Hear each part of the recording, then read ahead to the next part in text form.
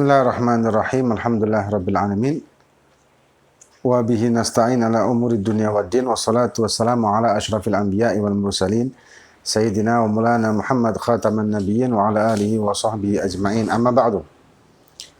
Alhamdulillah, kita melanjutkan kajian kitab Taqiratus Sadidah yang dikarang oleh Sayyid Hasan bin Ahmad Al-Kaf. Dan yang sebelumnya kita memasuki ahkamul jabirah atau hukum-hukum perban. Hukum perban dan cara berwudu ketika kita mempunyai perban ataupun halangan di anggota wudu kita ataupun mandi wajib.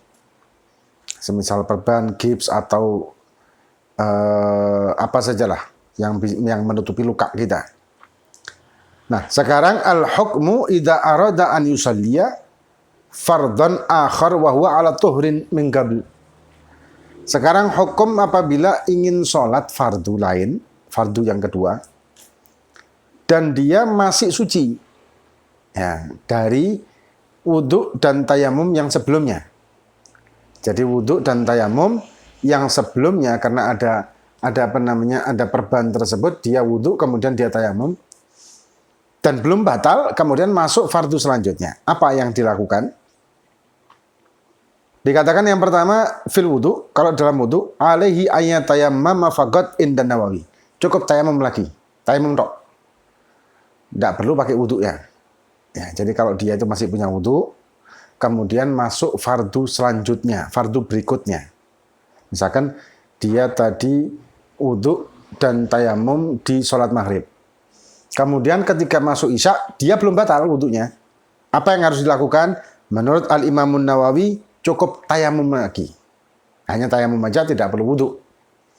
Dan seperti diketahui bahwa tayamum itu berlaku hanya untuk satu fardu.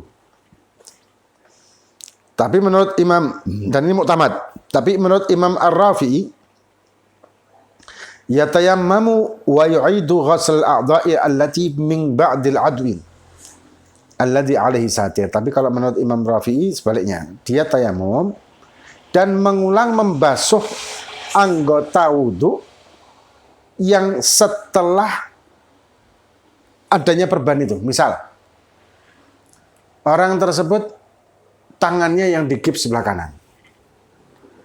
Ini menurut Imam Rafi'i, dan itu bukan mu'tamad sebetulnya, tapi mu'tamad yang tadi yaitu cukup tayamum aja. Orang ini diperban di sebelah kanannya. Kemudian, maka yang dikatakan oleh Imam Rafi'i, dia tayamum. Setelah dia tayamum, wa yu'idu ghasal a'dha' allati min ba'dil udwi alladhi alaihi satir. Maka dia berwuduknya bukan wajah, tapi langsung tangan yang kiri, kemudian rambut, kemudian kaki. Ya.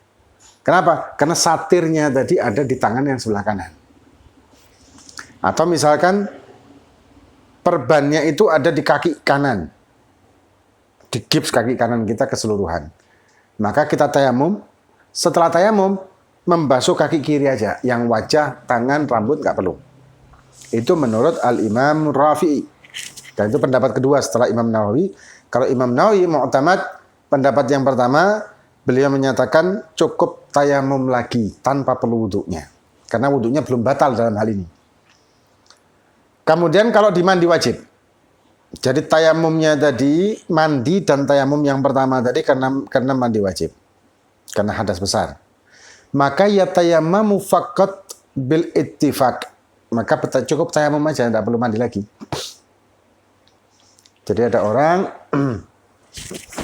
dia junub, sedangkan dia punya perban, misalkan di kaki kanan. Maka dia mandi. Dan mandinya, mandi keseluruhan, tinggal disisakan yang kanan, kemudian dia tayamum. Atau tayamum dulu, setelah dia tayamum, kemudian mandi di seluruh badannya, kecuali yang tidak boleh kena air atau yang kena perban tadi. Ini sudah pernah kita bahas di episode yang sebelumnya. Nah, kalau masuk fardu yang selanjutnya, untuk sholat fardu yang berikutnya, maka dia tidak perlu wudhu, kalau dia tidak batal wudhu, dan tidak perlu mandi wajib juga, cukup tayamum dari awal lagi, cukup tayamum lagi. yaitu wajah dan tangan, itu bil ittifaq dengan kesepakatan dari Al-Imam Nawawi dan Imam Ar-Rafi'i. Jadi tidak ada perbedaan dalam hal ini. Yang ada perbedaan masalah wudhunya saja. Kama gala sahibus safwati zubat, seperti dikatakan dalam zubat, wa an yurid min ba'dihi fardhan wa mahdatha falyusalli in tayammama. Ya. An hadatsin au an jamnabatin wakil yu'idu muhdithun lima ba'dal alil. Yang tadi sudah kita bahas penjelasannya. Kemudian hukum salati sahibil jabirah min nahiyatil qadha. Sedangkan hukum salatnya, orang yang pakai perban, salatnya gimana? Apakah wajib qadha apa tidak? Nah, ini kita bahas. Di dalam kitab Takirat ini ada pembahasannya. Dikatakan idza kana satiru al-jabiratu fi udwin min a'dha'i tayammum al-wajhi awil yadaini yajibu 'alail qadha mutlaqan. Ya. Kalau misal satir tadi atau jabirah perban itu atau mungkin gips atau apalah namanya, itu fi udwin min a'dha'i tayammum, di bagian dari bagian anggota tayamum. Anggota tayamum itu seperti kita ketahui, anggota tayamum wajah dan tangan. Maka yajibu alail qadha mutlaqan, maka wajib menggodok salatnya setelah dia mampu berwudu secara normal di kulit anggota wudunya dia tadi. Contoh, ada orang yang dia digips tangan kirinya. Digips tangan kirinya, maka dia wajib tayamum. Dengan cara yang episode kemarin sudah kita bahas, yaitu tayamum dulu, kemudian baru dilanjutkan dengan wudu. Nah, nanti setelah dia sembuh, wajib qadha yang ini. Kenapa? Karena dia bertayamum di anggota tayamumnya. Jadi tayamum karena anggota tayamumnya tidak bisa kena air, yaitu tangan. Ya. Jadi anggota tayamum, wajah dan tangan, salah satunya tidak bisa kena air, maka kan wajib tayamum. Karena wajib tayamum di anggota tayamum, wajib dia qadha sholatnya ketika dia bisa memakai air di anggota tayamumnya. Kemudian ini yang pertama. Wa in kana fi ghairi a'dha'i tayammum fanandur. Kalau misalkan di selain anggota tayamum, selain wajah dan selain tangan, maka dilihat, misalkan di kaki atau di kepala atau di bagian yang lain ketika mandi wajib, seperti di perut mungkin, atau di dada mungkin, atau di paha, atau di pergelangan atas pundak atau gimana. Kalau di mandi wajib ya, maka dilihat. Ya, dilihat. Yang pertama, idza kana satiru bi qadril jurhi. Apabila satirnya atau perbannya itu pas dengan lukanya. Jadi perbannya itu pas dengan lukanya, misalnya di kaki, pas banget dengan lukanya tadi. Menutup hanya lukanya saja. Ya, mungkin dengan kapas atau apa, hanya lukanya saja yang ditutupi dengan kapas atau mungkin dengan perban atau mungkin dengan plester atau apalah namanya, kasa, mungkin kain kasa. Maka fayajibu alaihi an yaghsila jami'at sahih wa yatayammam anil jarih. Maka wajib bagi dia untuk membasuh semua kulit yang masih baik, masih kulit yang normalnya dia, kulit yang tidak sakit itu, wajib dia cuci semuanya, wajib terkena air. Kemudian wa yatayammam anil jari, dan kemudian dia tayamum untuk yang luka tadi, yang ditutupi dengan satir tadi, atau tidak ada tutupnya malahan. Ya, luka yang memang tidak ada perbannya, hanya dilewati oleh air luka tersebut. Tidak boleh kena air misalkan. Tapi jadi kulit-kulit yang normal atau kulit-kulit yang tidak luka itu wajib dikenakan air. Yang luka yang tidak boleh kena air ini itu ditayamumi nantinya.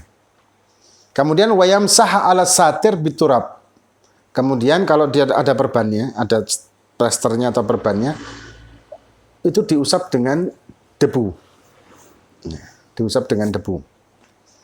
Itu kalau misalnya kayak di kaki atau di mana. Wa yakunul mashu nadban biturabi wala wajiban. Tapi mengusap ini hukumnya sunnah, tidak wajib. Jadi mengusapnya itu hukumnya adalah sunnah, tidak wajib. Wala qadha'a alaihi mutlaqan, dan tidak qadha bagi orang tersebut secara mutlak. Ya, orang yang tayamum di luar anggota tayamum. Jadi lukanya, perbannya, plesternya di luar anggota tayamum, dan plesternya tadi pas dengan lukanya. Ya, pas dengan lukanya, maka hukumnya dia tetap wajib kenakan air yang tidak luka, kulit yang tidak luka, dan tayamum secara yang sudah kita sebutkan di episode sebelumnya caranya, dan tidak wajib qadha secara mutlak. Salatnya tidak wajib qadha mutlak. Itu yang pertama. Yang kedua, wa idza akhadha satiru minas sahih qadran fa fihi tafsil. Kalau misalkan dia perbannya tadi atau plester yang menutupi luka itu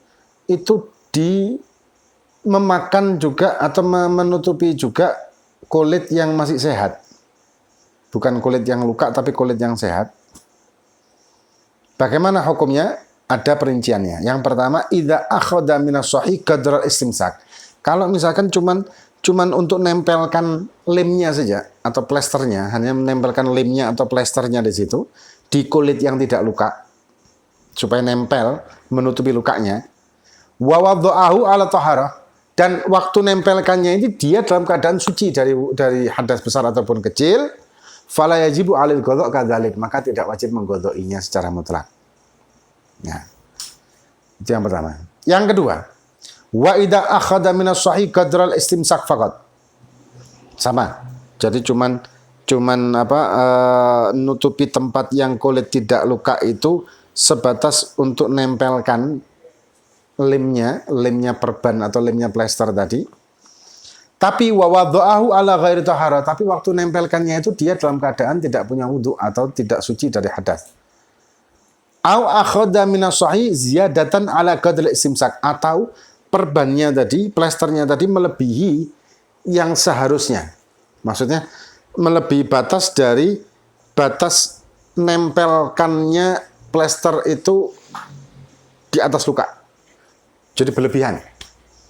Ya, menempelkannya itu dengan berlebihan. Maka dikatakan au akhadha minas sahih ziyadatan ala qadri istimsak sawa'un wada'aha au dha'aha ala taharatin amla fayajibu 'alal qadha fi kullata al halataini. Kalau yang ini maka wajib qadha semuanya. Andai kata dia nempelkannya itu di batas kulit yang normal, ya, di batas kulit yang normal untuk nempelkan aja, tapi dia waktu nempelkan tidak punya wudu, maka wajib dia qadha. Atau dia nempelkan plester itu melebihi batas lukanya dengan berlebihan sebetulnya, dengan mungkin diubat-ubat begitu atau gimana, maka baik dia memasangnya dalam keadaan suci ataupun tidak, tetap wajib qadha di keduanya. Ini kalau di selain anggota tayamum. Ya. Dikatakan waqad jama'a hadha tafsil ba'duhum faqala la tu'id as-satr la tu'iddu was-satru qadrul illati au qadrul istimsaki fit taharati wa in yazid an qadriha fa'idi wa mutlaqan wa huwa biwajhin au yadi. Ini penjelasannya tadi. Ini nadhamannya seperti yang dikatakan oleh ba'dul ulama. Wa amma idza lam yakun 'alal jurhi satirun fayajibu 'alaihi an yaghsila sahih wa yatayammam wala qadha'a 'alaihi mutlaqan walau kana fi a'dha'i tayammum.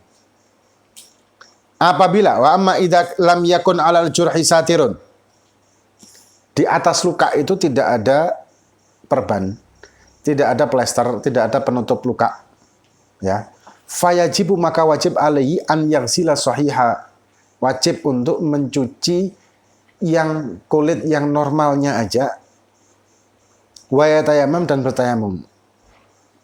Wala qadha'a alaihi mutlaqan, dan tidak wajib qadha secara mutlak. Walau kana fi a'dha'i tayamum, walaupun dia menaruhnya itu atau lukanya itu di anggota tayamum. Misalkan tangannya ini ada luka, tapi lukanya tersebut tidak ditutupi sama perban atau plester, maka tidak wajib qadha, tapi wajib tayamum. Setelah dia mencuci bagian yang tidak luka dengan air, dengan hati-hati mungkin ya, tidak melewati yang lukanya tadi, kemudian setelah itu dia tayamum, atau sebaliknya tayamum dulu kemudian melakukan wudhu dengan disisakan kulit yang luka, dan tidak wajib menggodhoinya secara mutlak karena tidak ada satir. Beda dengan yang tadi ada perbannya atau ada satirnya. Kemudian waqtar al-Imam Nawawi fi majmu'ihi qala al-Muzani wa huwa annahu la qadha'a ala sahibil jabira mutlaqan li'anna kulla salatin wajabat fil waqti wa in kanat ma'a khilalin la yajibu qadha'uha haitsu annahu adda wadhifatal waqti wa inma yajibul qadha'u bi amrin jadidin wa lam yathbut fihi syai'un bal thabata khilafuhu. Tapi ikhtar Imam Nawawi sekarang. Ikhtarnya Imam Nawawi di dalam majmu'nya perkataan Al-Imam Muzani, dia mengatakan la qadha'a ala sahibil jabir, tidak ada qadha sudah. Bagi orang yang punya perban atau plester di anggota tayamum ataupun tidak ada qadha sama sekali setelah tayamum. Li'anna kulla sholatin wajabat fil waqti. Karena setiap sholat itu wajib untuk dilaksanakan di waktu. Wa in kanat ma'a khilalin la yajibu qadha'uha haitsu annahu adda wadhifatal waqti. Ya, jadi sudah tidak perlu diqadha'i. Ya, yang wajib qadha itu adalah amrun jadid atau qaul jadid, wa lam yathbut fihi syai'un bal thabata khilafuhu, jadi tidak wajib qadha. Nah, itu pendapatnya Imam Nawawi, dan ini untuk orang-orang yang sakit boleh dipakai hal ini, karena mungkin akan memberatkan, apalagi sakit dengan waktu yang lama, kemudian dia mikir qadha'nya yang sedemikian panjang. Nah, bisa memakai pendapatnya Imam Nawawi yang disebutkan di sini bahwa tidak wajib qadha bagi orang yang memakai perban di lukanya ketika tayamum itu. Dan ini kita telah menyelesaikan masalah jabirah. Ini bagian yang kedua, masalah jabirah atau perban. InsyaAllah akan kita lanjutkan nanti di yang membatalkan tayamum. Muka-muka bermanfaat bagi kita. Fiddin wa dunya wal akhirah. Wallahu a'lam bissawab. Fatiha billahi faqina fi kitab al-hadith. Musalahan wa nasabun. Assalamualaikum warahmatullahi wabarakatuh. Al-Fatihah.